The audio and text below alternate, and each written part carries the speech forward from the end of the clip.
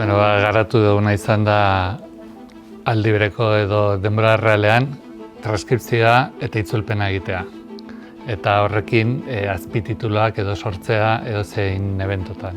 Bezerokin hitz egiten, danak grabatuta zituzten edukiak transkribitzea eta interesantea, baina danak galdera berdina egiten ziguten. Eta hau denbora errealean, bai ideiak transkribitzeko edo bai eventotan edo horrelako ekitalditan. Eta ikusita jendeak hori eskatzen zula, badirudila merkatuan ez zegoela eta batez ere hori euskeraz egiteko soluziorik. Urte baten ondoren, urte bete, lan gogorra, baina lortu dugu zerbait, nik uste nahiko txukuna eta bintzat oso gustora gaudena, eta ja proba dixent egin ditugu. Guen jeinen, kursalen eta hainbat lekutan, eta harrera oso nahi izan da.